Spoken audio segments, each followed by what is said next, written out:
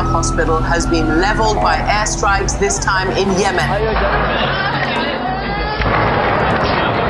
7 people died and at least 8 staff were missing after a missile struck a hospital in the town of Manat al-Numan in Idlib province.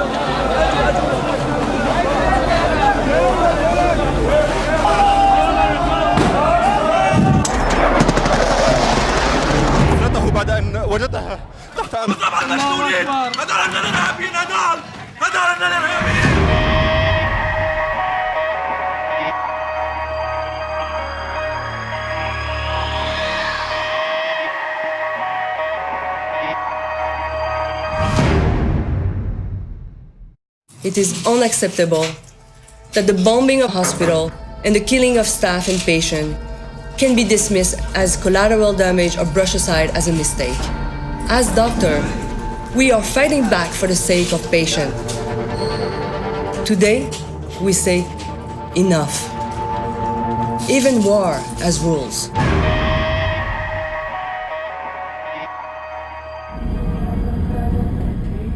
Médecins Sans Frontières, auch als MSF oder Ärzte ohne Grenzen bekannt, leistet unparteiische medizinische Hilfe in Konflikt- und Kriegsgebieten auf der ganzen Welt. Providing impartial medical care is at the heart of the principles that drive MSF teams on the ground. It's also at the core of the Hippocratic Oath that doctors and nurses take, which is to treat anyone regardless of what side they're on, even if they were the enemy or they were combatants. In this moment, the MSF, is alone. Mit erschreckender Regelmäßigkeit werden im Krieg medizinische Einrichtungen, ihre Mitarbeiter und Patienten zur direkten Zielscheibe. 5 شهداء وأكثر من 30 جريح جلهم الآن تحت هذه الأنقاض بعد استهداف الطيران الروسي لمشفى أطباء بلا حدود حقق إصابة مباشرة داخل هذه المشفى أدت إلى تدميرها بشكل كامل. Some accuse Russia of hitting 6 hospitals in Syria. Others accuse it of hitting just 1, but no one could independently verify the claims. We are not naive. We know it's incredibly dangerous work. Our staff take risks. They understand those risks, but those risks shouldn't be including the hospitals they're working in being targeted and bombed. Nor should they be attacked for doing their work, which is providing medical care to people based on no other consideration other than their medical status. Seit dem Ausbruch des Syrien-Konflikts sind zahllose Spitäler bombardiert oder beschossen worden. In mehr als 67 dieser Einrichtungen leistete auch MSF Hilfe.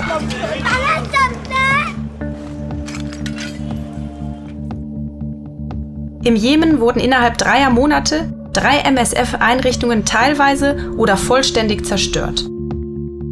We do take precautions to try and limit the risks for both our teams and also our patients in our medical facilities.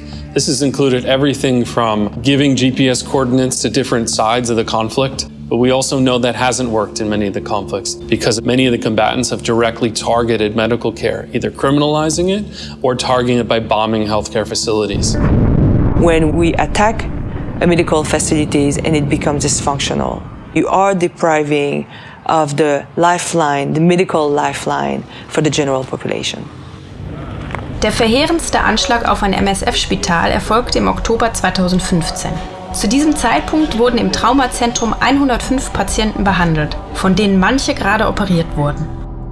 Bei dem einstündigen Luftangriff des US-Militärs kamen 42 Menschen ums Leben, darunter 24 Patienten, 14 Mitarbeiter und 4 betreuende Angehörige. We were offering high-level trauma care to the whole civilian population in northeastern Afghanistan. It was offering care to more than 1 million people. Everybody knew our address. 8 Monate nach dem Anschlag hat das US-Verteidigungsministerium das Ergebnis seiner Eigenermittlungen bekannt gegeben. The investigation determined that all members of both the ground force and the AC-130 aircrew were unaware that the aircraft was firing on a medical facility throughout the engagement. The investigation ultimately concluded that this tragic incident was caused by a combination of human errors compounded by process and equipment failures.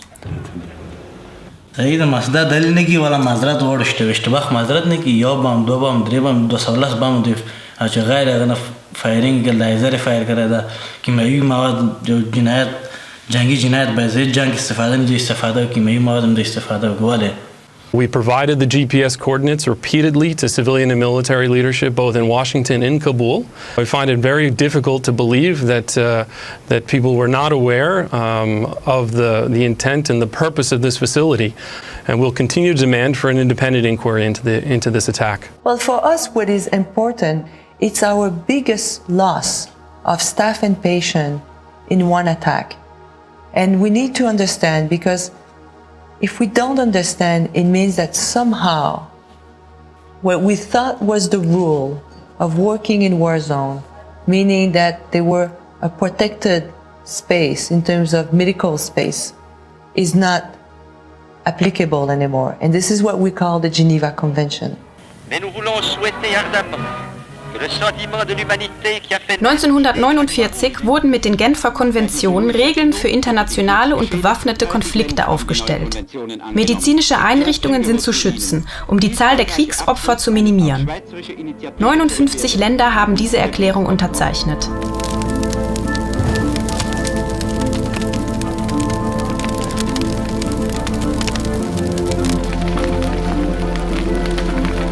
I'm sending team at the front line, taking risk for themselves, but as well, by opening a center, I am putting at risk thousands of patients. And I don't want our hospital to become bait for patients. So how are we going to deal with that? Yes, Nida? Are you ready? Yes, we are going out. We'll be the first car. Over. Today, we really see a situation where there is no accountability for these attacks on healthcare. We see countless places, whether it be Yemen, Sudan, Syria, where there are no serious, impartial, or independent investigations of these incidents. And that exposes a real vacuum that exists today in the international humanitarian system and in the political system. Denying people access to essential healthcare. Im Mai 2016 tagte der UN-Sicherheitsrat zur Sicherheitskrise des Gesundheitswesens in Konfliktgebieten. And protect the medical personnel. You are charged with protecting peace and security.